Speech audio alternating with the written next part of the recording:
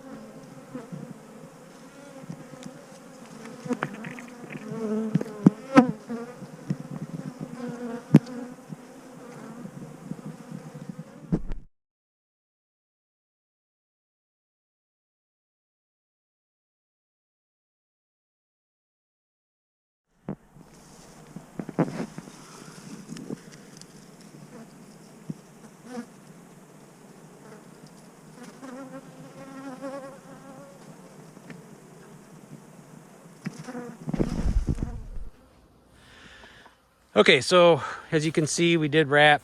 This is one of my taller hives here, but we got this thing all wrapped up in tar paper, and we got our mouse guard down here. You can see these girls are mad.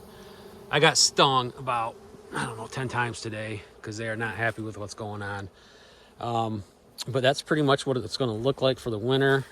We do ratchet strap our hives because we have bear, and I know they hibernate, but we ratchet strap year round.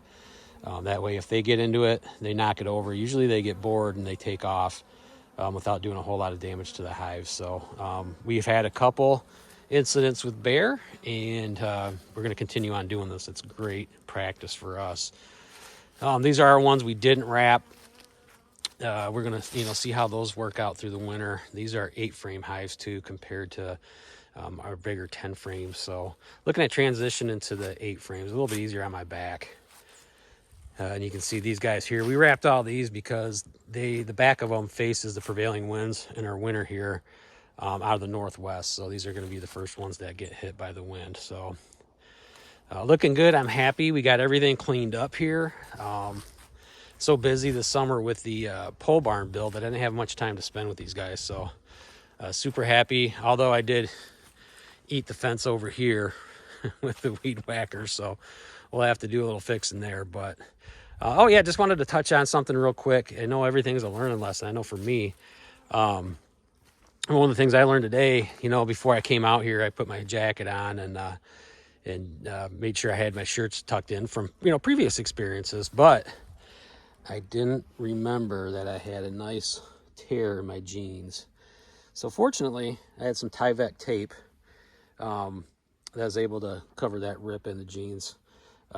It was too little too late because they were going up my pants, and I got stung about 3 or 4 times in the leg. But hey, I'm here, and things are looking good. So very happy. It warmed up a little bit today to right around 50 some degrees. So the bees are really active right now. I'd like to do this when it's a little cooler, but you got to take it when you can get it. So here we have it. All right, so that's done. We winterized 9 hives and changed up a little bit how we're doing things with 3 hives. We're gonna try just the styrofoam and the telescoping cover, and then we closed up the bottom, so we'll see what, and we didn't wrap, so that was the other thing. So we're gonna see how that works out. If it does good, we're gonna continue on with that because it's a lot easier than wrapping every single one of these hives, and the bees are super irritated with me right now. We did a little extra weed whacking too around here just to get everything cleaned up. So there we have it. Bees are winterized here for the winter of 2024 and 2025. So we'll check in through the winter with these guys. We'll see how they're doing. We'll give them sugar or anything that they need to make it through, and hopefully they do good. We've got the right recipe now, and moving forward, we'll see if we can't do we can do better. That's all we can ask for. So thanks for checking us out. Thanks for watching our channel. Click that like button, subscribe, and we will see you guys later. Take care.